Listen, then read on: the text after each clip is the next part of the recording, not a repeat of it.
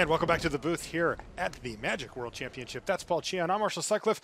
Welcome back. We've got 2 more rounds of standard to go before we cut to our top 4, and that means it's time to start talking tiebreakers. Coming into this round of the people on 8-4 record, Josh Utter-Leyton, who, by the way, we have in our feature match area playing against Javier Dominguez from Spain. Josh had the highest tiebreakers. We're thinking this puts him in a spot that this could be a win-in for him. Yeah, very, very likely to make it in with a win. He had the highest tiebreaks. One of his losses was to the undefeated player of the tournament, William Huey Jensen, so that's certainly going to help him out. And he actually got paired down against Javier Dominguez, who's currently sitting at 7-5. So he has to win his next 2 rounds to have a chance to make the top 4. Yeah, Javier from Spain. He's playing Ramanop Red. Now, he told us he doesn't think it's the best deck, but it's the best deck for him. He knows how to play this deck inside and out. He said even his autopilot is pretty strong for this deck, so that's why he decided to choose it, even though he did admit it might not be the peak best. Though the matchup here is against blue-black control, which I would assume he's pretty happy about. Yeah, I think that is probably the deck that you want to play against, being the Raminap Red deck. And, you know, there is something to be said about playing decks that like suit your style. Martin Yuza actually in an interview also said the same thing. It's like, you know, I've been tested with Team Channel Fireball in the past, and sometimes we had great decks, but I didn't do well because I was uncomfortable playing these control decks. He actually tested with blue-black with Josh Utter-Leyton, and the rest of the team is on blue-black control. He's the only one playing Raminap Red. This is pretty funny, by the way. Is that a turn 1 shock? Yeah, hey, you want some shots fired? How about turn 1 shock your face? Autopilot. Absolutely. And instead, it looks like he's going to follow up with an Earthshaker Kenra, but Josh has the answer for it in the form of Fatal Push, keeping his life total at 18. Take 1 from this land. And you can see, by the way, how quickly Javier plays the deck. You can tell that he's very comfortable with it. His autopilot is strong. And the reason why you go for the shock on turn 1, in this matchup, there is no creature actually worth shocking out of Josh Utter-Leyton's deck. So what Javier wants to do is empty out his hand so that he can play a turn 4 Hazoret the Fervent with an empty hand. That's right, so that it can attack right away. That's an important piece of the puzzle.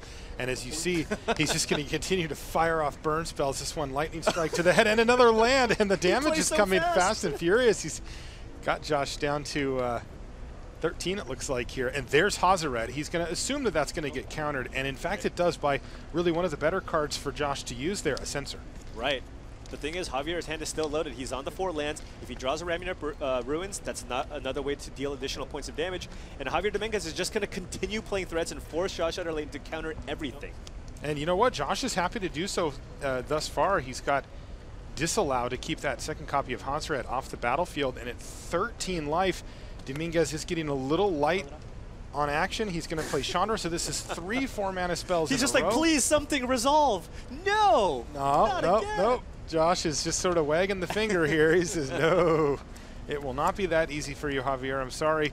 Interesting draw there for Josh Utter-Leyton. He found that, the Scarab God. The Scarab God. And the thing is, he's okay running it out here. He's kind of running out of counter magic. And Javier Dominguez has already run out 2 copies of Hazoret the Fervent, meaning it's pretty unlikely that he has another copy. That's right.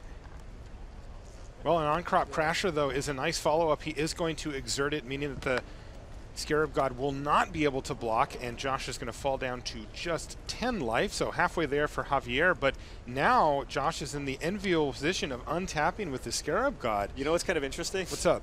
If Josh Utter-Leyton manages to go down to 1 card in hand, he can actually put Hazoret the Fervent into play on his side and use it as an indestructible blocker. Normally this deck does not like it to get that low on cards, but you can also try to race Javier. If he gets Hazoret the Fervent and somehow empties out his hand, that's a 2-turn clock. Hit you for 10, hit you for 10.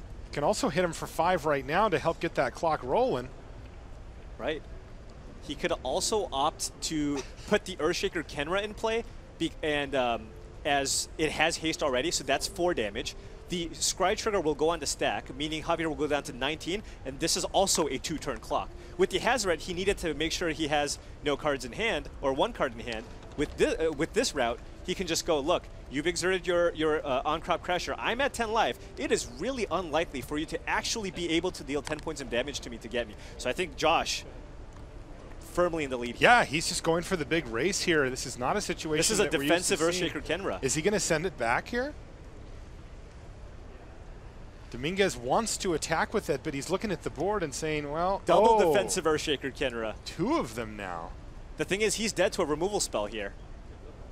Let's see what Dominguez has. 2 copies of Lightning Strike in his hand. And like you said, dead to a removal spell. And Josh has it. Somehow puts the race to the mono red deck of all things. And a little smirk there out of Josh. He's like, blue-black, yeah, I can race. I got it. I got wheels on this car. That's going to be game 1 here from round number 13. We'll be back with more right after these messages. Want to play in the next Pro Tour? Qualifiers are happening this weekend on Magic Online. For more information, visit mtgo.com.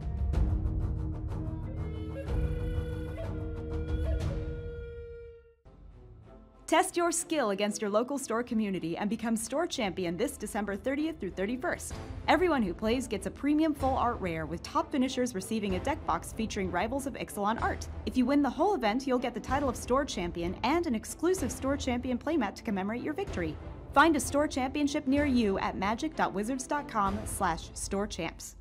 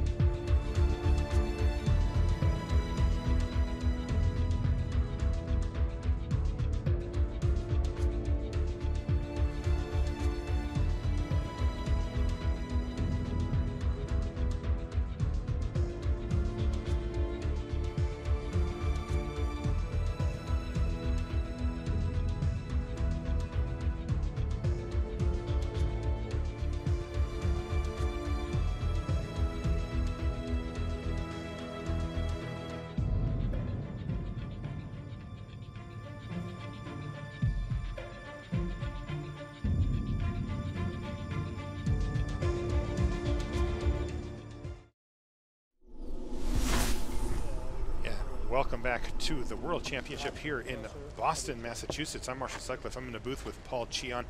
We are significantly down the stretch here on day number 2, round 13 of 14 for Swiss.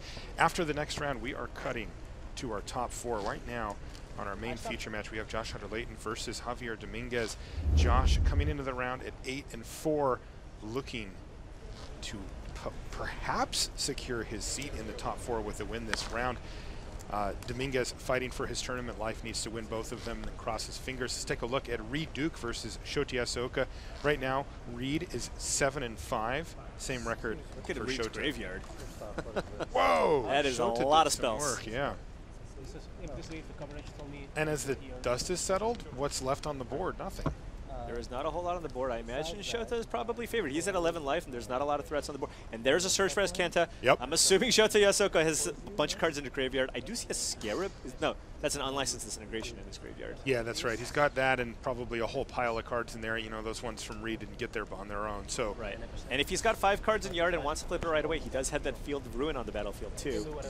oh, Actually, he could use it on his. I don't know if can you use it on your own land? Because if he did, then he could actually put 2 cards in his graveyard. And then flip the search. But well, yeah, Shota's looking pretty good here, as that search should be flipping very soon. Oh yeah, that is a stock. We only saw that 1 card on the bottom, but that's more than 7. I'm counting slightly more than 7 here. Yeah. In the meantime, Reed is playing a Whirler Virtuoso, just looking for some type of threat here. What you just showed me and what I've talked about with people. Well, he said okay. Issue your warning for insufficient shuffling. Once the cards face you, then you know the position. All right, from that is a cards. flipped search Anything for after that, Azcanta. Get the value trade rolling with all those land and play. I basically, I was talking about it before. That is more or less kind of an unkillable planeswalker that Shota Yasuoka has on the board. It gets your card advantage every single turn, and it's not even drawing a card. It ensures that you're drawing something that's actually relevant, a relevant spell, instead of just a card draw engine. Look at the top 4 cards, find a spell, put that into your hand. Reed has a little bit of a board state going here. Yeah, and this is typically, again, how you kind of imagine this matchup plays out. Game 1, heavily favored towards the control deck. After sideboard, things get a little trickier because the control deck now has to navigate around the sea of counter magic.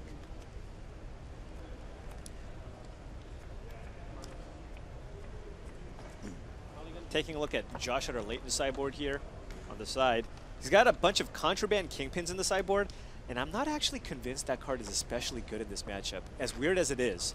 It's a 2-mana 1/4 lifelink creature, but I'm looking at Javier Dominguez's sideboard. He's got 3 Chandras, 2 Glorybringers, 4 Rampaging Ferocidons that basically can't be blocked by the Contraband Kingpins. It's, it's possible maybe even if Javier manages to take down game 2, it's possible that Raptor might not even consider bringing this card in.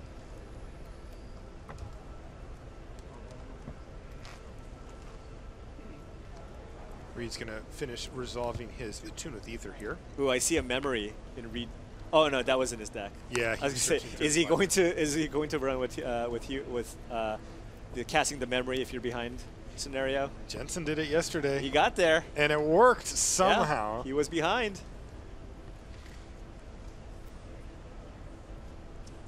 Oh yeah, there's a Glimmer of Genius. Shota has to find answers. Oh, he bottomed. Some good news for Duke here as they're still in game 1. Right.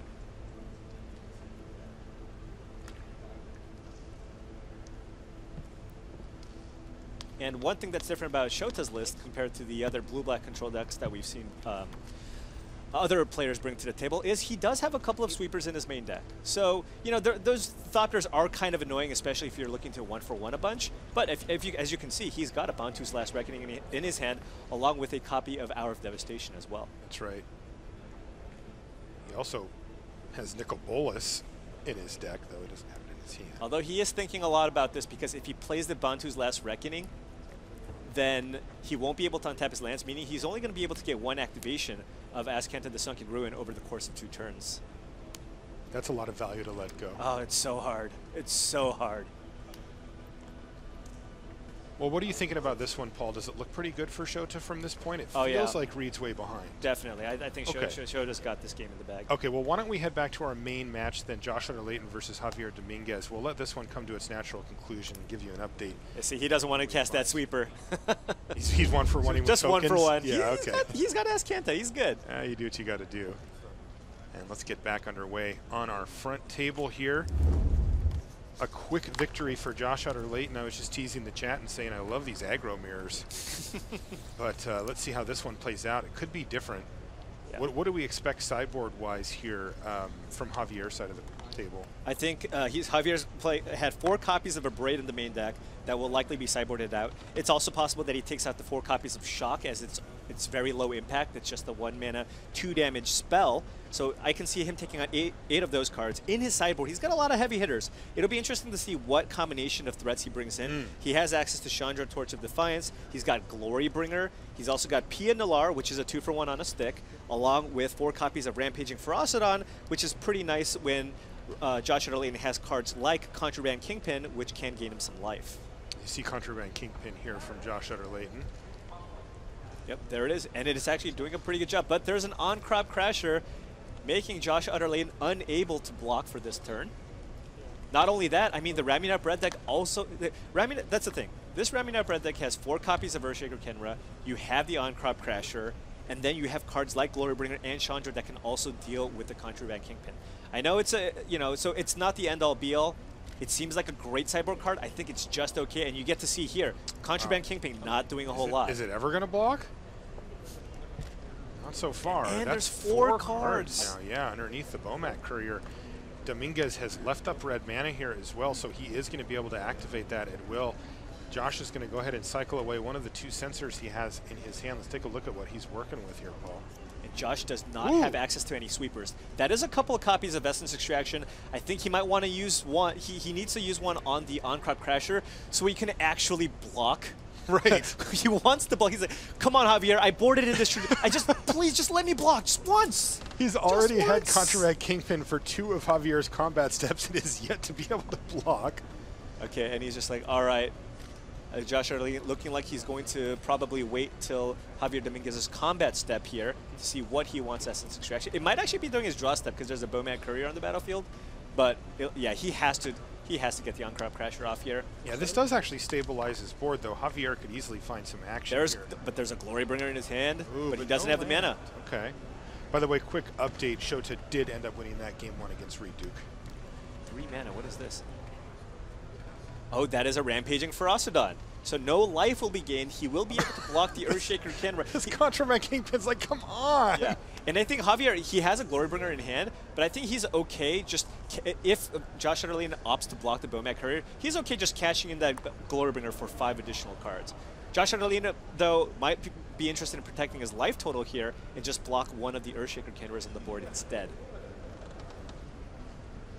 We will a lot of pressure. Yeah, that Javier is up to 4 lands, and if he cracks that Bowman Courier, he's almost sure to find another one. Yeah, keep in mind, again, Josh Utter-Leyton, no sweepers. No sweepers in his deck. So Josh has got to fight through all of this. Yeah, he's going to take 3 damage here. But he will not gain life as the Rampaging Ferocidon prevents life gain. Wow, this one's just about as quick as game 1, except for all Javier Dominguez. Yeah. He has been ahead since the very first turn of the game. And Josh Utter-Leyton also missed, I believe, his 4th land drop as well. And I think that he was actually tanking a little bit in the previous turn. And I think that's because he was considering, you know, I'm so behind here. Do I need to cycle Sensor to try to find a land and then still cast Essence Extraction? But I think he opted to take the safer line of just passing and casting the Essence Extraction. Yeah, unfortunately for Josh, he needs to use another Essence Extraction to take care of the Rampaging Ferocidon.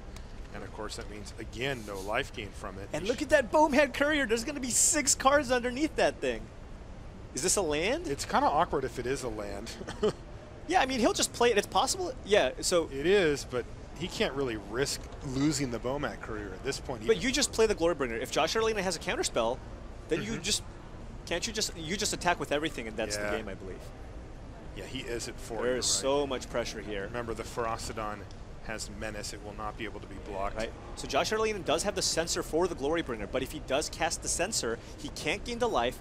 Javier Dominguez can attack with everything. The Rampaging Ferocidon has Menace, so that is lethal unless he kind of can sell to Javier Dominguez that he has a Fatal Push in hand. Well, but if he had one, he might have used it already. Well, he might be able to find one.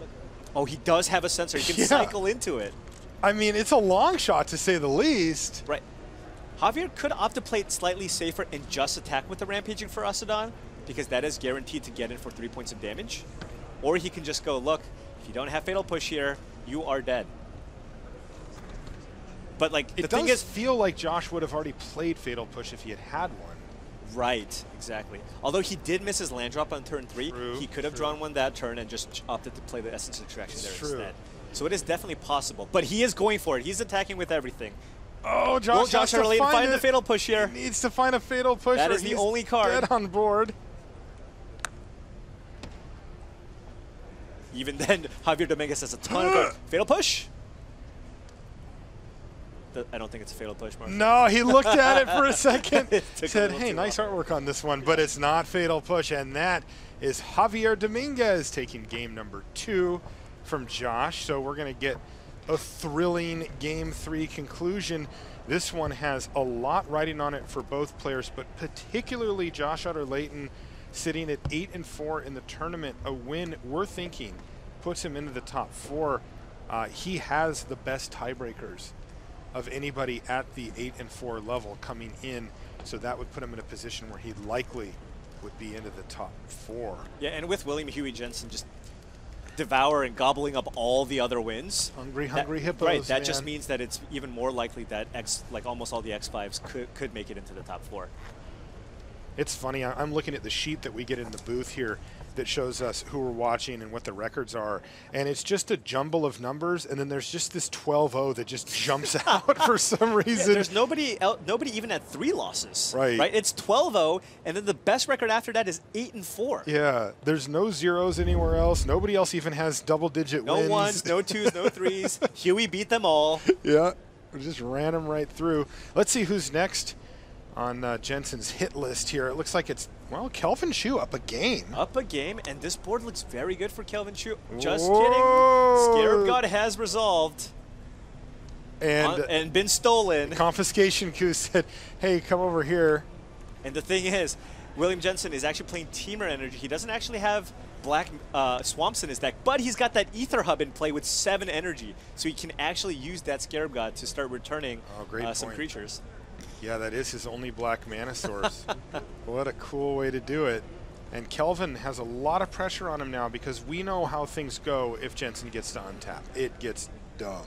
Yeah, and the reason why many of the pros who opted to play the 4-color energy deck is because of the Scarab God, and it's the trump for the mirror. William Jensen and the rest of the PGO decided, look, we're going to play Teamer because we like the more consistent mana, and we're just going to steal Scarab Gods if people decide to board those in against us or play a main deck. Look at this. Jensen does get to untap. Oh, wow. How many Ether Hubs does he have? Just 1? Just seeing 1 on the battlefield right now, Paul. So we could see an upkeep here because Huey is just on land. So he could upkeep with the Scarab God trigger on the stack, return a creature from the graveyard, get that scry to kind of further sculpt his hand. Yeah, I saw Jensen taking a quick look through Kelvin Chu's graveyard there just to see what was possible. He's decided, no, I'm not going to do that, which makes me think that there may be a Torrential Gearhulk floating around somewhere. It's possible. Keep in mind even Jensen even plays Torrential Gearhulk. He does, especially after sideboard, and this is game 2, right? And I can't imagine him not bringing in 2 copies. Ooh! Field of Ruin on the Ether Hub. That is awesome. Nice. So this allows Kelvin to destroy a non-basic. That is Jensen only black mana source, but now he does get an activation of it. Right.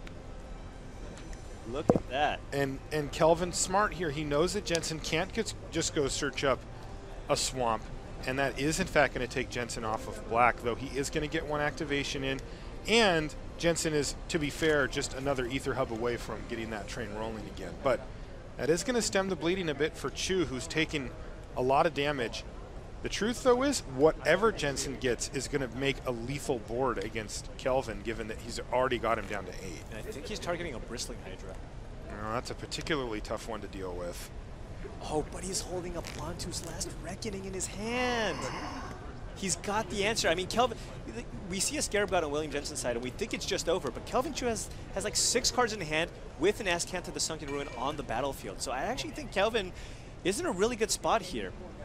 Also, by the way, how many Field of Ruin in Kelvin Chu's list? Just 1. Just the 1? Because, you just need to draw it, right? And then you're set. Oh, man. Almost with. Yeah, and pretty much. Right.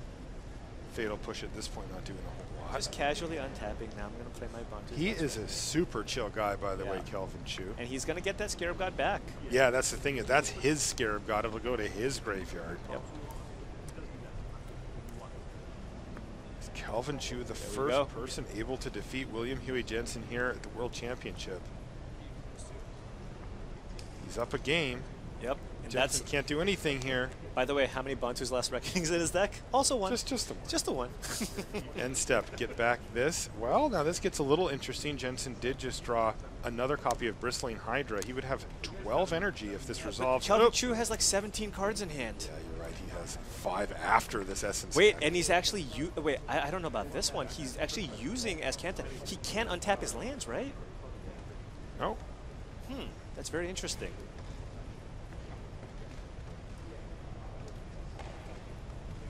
Wait, oh no. Wow, is this the end of... He can't untap... I thought.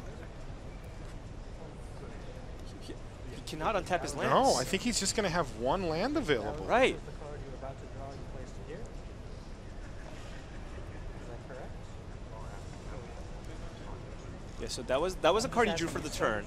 This was the card Yeah. This is one of our head judges, Ricky Hayashi. So the issue is the Bontu's last record. So what I'm trying to verify is that this was the card you were supposed to. No, this one, right? That's number 3. So yeah. So Kelvin Chu only has access to 1 mana, and the judge just notifying Kelvin, hey, you cast Bontu's Last Reckoning, Yeah, your land should be tapped. Let's listen in and see how Ricky handles it Top here. card is the card that he's going to draw. Sure. Does that sound accurate? What's this card? It's already did. Oh, okay. This is the card you drew? Okay. Yeah, he's already taken For his your draws. turn or Oh, my turn. This Okay. missed. That missed. Alright. So we're certain that this is the card. It's fine with me. Yeah. I certainly I draw the card. It's fine with me. Yeah. I just thought I saw you move this card, and I might have been mistaken, and it might have been this one. So that's fine. We had to figure out how many lands you had tapped. We saw it as 1, is that right, I believe Paul? Drowned Caterpillar end was of the your only last land that he had untapped. That is how I remember Cast seeing it as Bontu's well. Last So Reckoning. what they'll do is, most likely, Ricky will say, okay, well, these lands all stay tapped, and they'll probably give Kelvin a warning to make sure that he remembers. But he clearly forgot, even on the other turn. Like you said, we were both surprised. Whoa, he's just tapping a ton of mana here.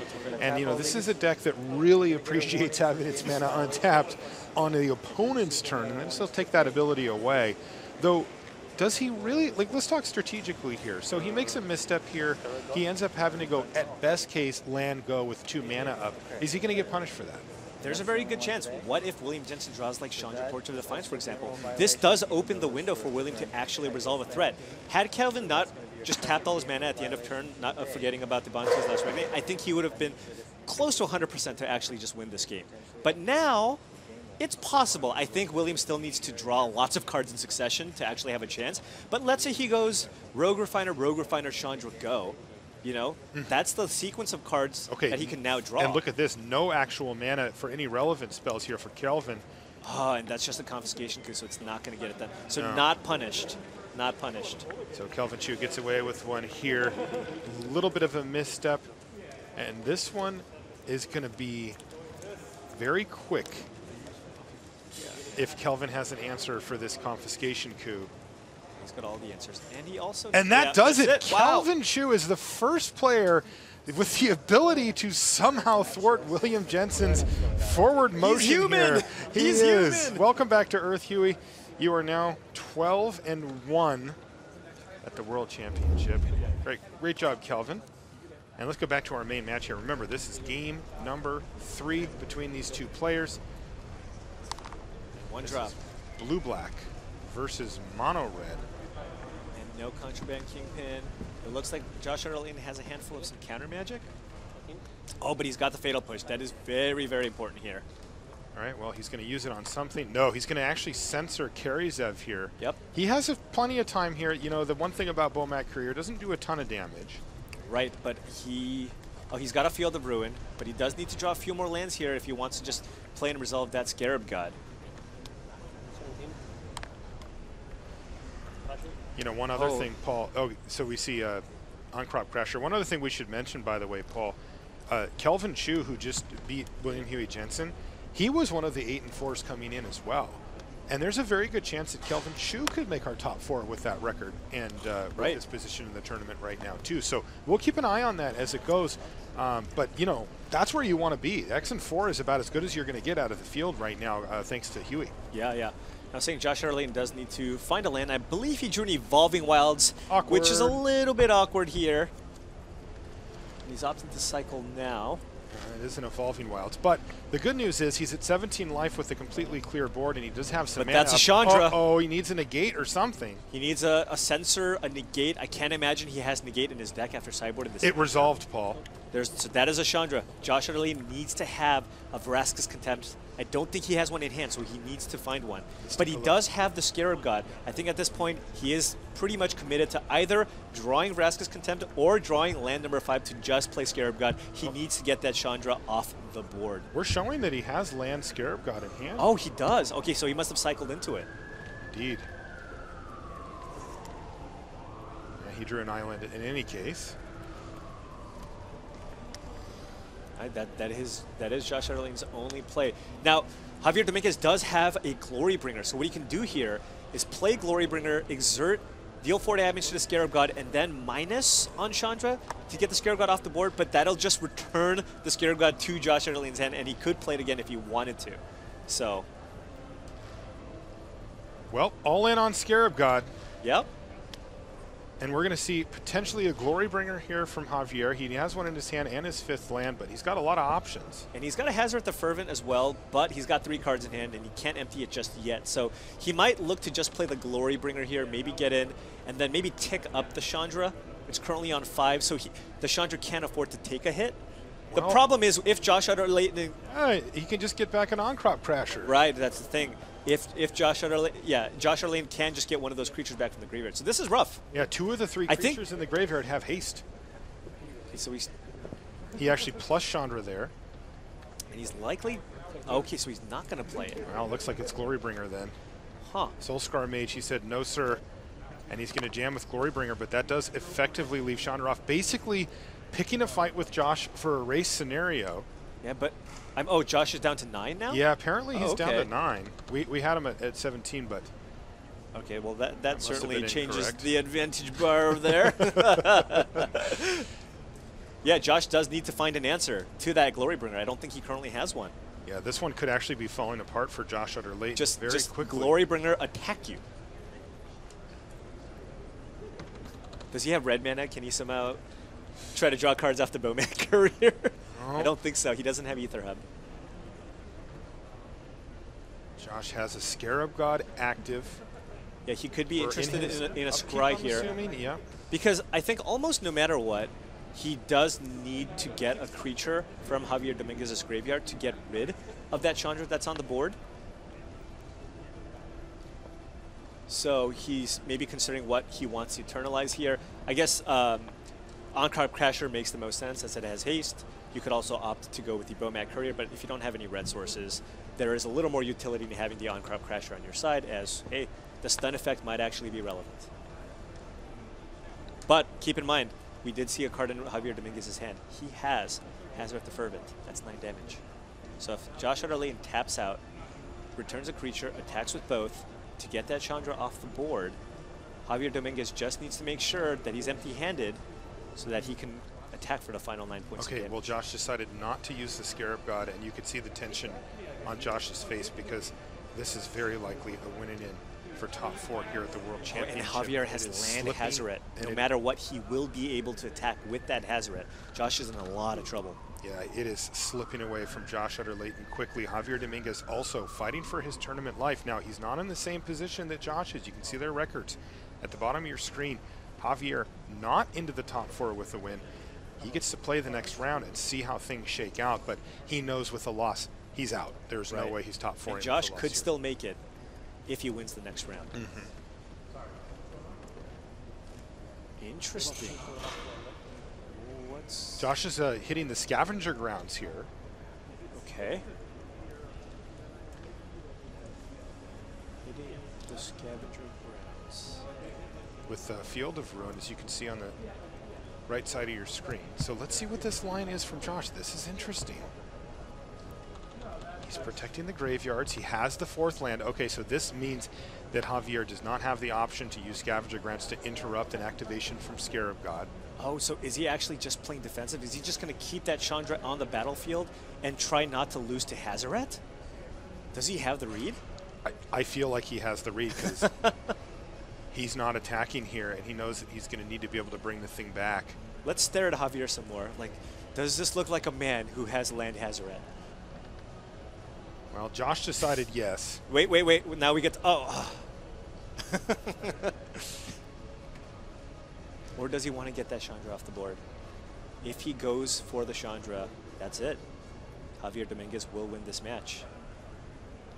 Okay, it's Bowman Courier, and they're both in, and that seals the deal for Javier Dominguez. He knows it. Josh doesn't yet, but you can see how quickly he's playing. Plays a land, 9, plays a Hazaret, and says, I have you, and that's going to do it. Javier Dominguez wins the match 2-1, improves to 8-5, and keeps himself right in the thick of it for top 4. In fact, he has now equalized records against Josh Utter-Leyton, and there is a lot of relief on the face of one Javier Dominguez. Staying alive. Josh Utter-Leyton not out of it yet, but he's got a real scrap ahead of him in the next round. He's got to win and cross his fingers. We'll see how that pans out when we get there. For now, though, looks like we've got Jerry Thompson. He's playing against Owen Turtenwald. Yes. Net 17. And what are we looking at here, Paul? It looks like a Vizier of Many Faces. I'm assuming it copied the Bristling Hydra, as I do see some energy. No. He's got 2 energy, so he copied a Rogue Refiner, actually. Yeah, because there's actually no way for him to use energy in this deck. So I imagine that's a Rogue Refiner that he played. Probably Jerry was just sequencing this out. I am assuming Jerry won game 1, lost game 2. This is game 3. Owen Turtenwald played a turn 3 Rogue Refiner, where Jerry followed that up with Vizier, and now there's a Bristling Hydra, which could spell a lot of trouble for Jerry Thompson. We are, in fact, caught up. Hey, we've got a quick update from Tim down on the floor.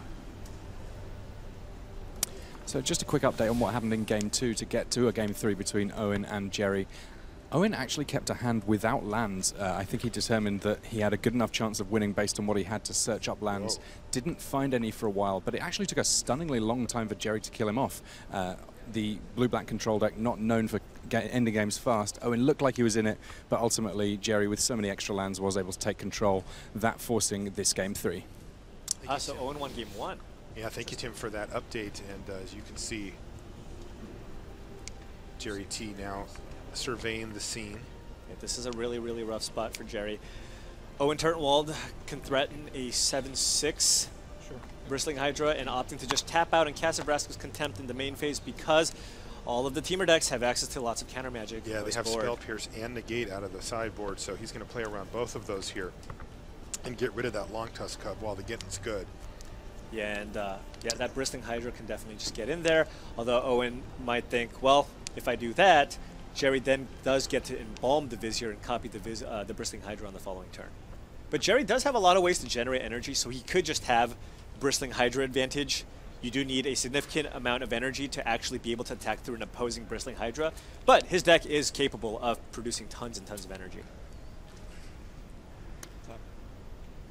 Well, it looks like Owen's going to just go ahead and attack with both. And does Jerry Thompson want to trade Rogue Refiners here? I don't think he's going to be putting that in front of the Bristling Hydra. Now Owen considering whether or not he wants to add a counter because he does have enough energy to protect the Bristling Hydra. But opting to save the energy. Oh, that's another Bristling Hydra.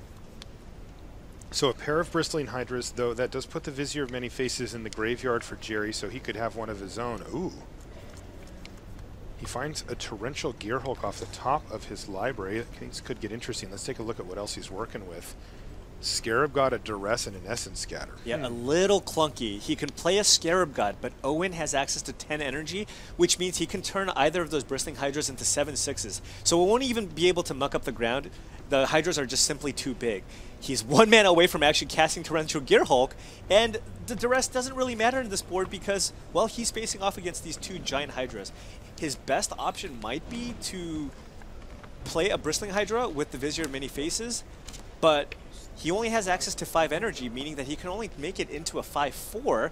So Owen Turtenwald has enough energy to actually attack through this Bristling Hydra. No, Owen's looking very good here, Paul. Yeah, this is the most efficient use of Jerry Thompson's mana, but yeah, Owen firmly ahead here. You can see that Jerry, that was actually his second copy of Torrential Gearhulk that he just drew there. He has had one in hand for a while, but not enough mana to actually cast it. Owen has a clean attack here. And the crazy part is that he can attack with both Hydras. Right. It's just that activation, the threat of activation that he can use. I think Owen just making absolutely sure that he has enough energy here. There's a lot on the line, and he's like, yep, I've run the numbers. This is safe. All right, all the energy. He's got to do it at least twice. Down to, yeah, there we go. Down to force Jerry to use the energy here. Now does Jerry want to go down to 2 energy to make Owen use 3 additional energy here? Well, certainly the energy is more beneficial for Owen than it is for Jerry, so he's happy to do that. But as we know, this is a chump block here from Jerry Thompson. Things not looking good for Jerry T. Both of these players at 7 and 5 and trying to scrap it out next round. to put themselves in the hunt for a potential top 4, but Jerry needs a land here. he did find that one. was a Drowned Catacomb. Jerry's hope there after that block was hoping that Owen just didn't have any other way to generate energy, then Jerry to draw land and use the Vraska's Contempt to get rid of the Bristling Hydra. Unfortunately for Jerry, Owen did have, you know, a Rogue Refiner, so this is all the just exact amount. just the perfect amount. Just yes. get you right back up to 3. Just top it off. Yeah, You know? but Jerry was putting himself in a position where if he drew the land and Owen had nothing, he could potentially win. And, Now he can chump block right. and survive, and he has another copy of Torrential Gearhulk, though he doesn't really have much else to do with it at this point. Yeah, Fatal Push, there's no real targets here on the board. Yeah, not up to the task. Wow! Oh, and that's going to be game. Owen Turtenwald with appetite for the unnatural to kill the Gearhulk and put himself into that last round, still hanging on. Now, you know, these players don't get to just look at the pairings and be like, hey, I'm in it with a win. You know, it's going to be a little more complicated than that because you're going to get paired down, you're going to get paired up. There's going to be a lot of jumbling going around in the next game. But you know what? Owen's happy to still be in the game and give himself a shot. And he boarded in that appetite because we identified Search for Azcanta, one of the most important cards in the matchup. On top of that, you can use it to get rid of your opposing Torrential Gearhulks. Now, these two players that we have here, Reed Duke versus Shoti Asoka, are in the same exact position. And oh my goodness, it looks like the Peach Garden Oath They've got a plan. They've got a plan for the control matchup, and it's working. And it's working very, very well because that's Reed Duke now improving to 8-5, defeating Shota Yasuoka. And as I just mentioned, these players with the 5 losses, well, you know what? They're still in the hunt. Now, it's not easy. I don't think everybody with 5 losses is going to get in. But, hey, they still got a fighting chance. They definitely have a chance here. We have, of course, William Huey Jensen locked in. Got a few more players playing it out next week. Yeah, this is going to be a super exciting round coming up. We've got one more round before we cut to our top 4. Before that, we've got a few messages. Don't go anywhere.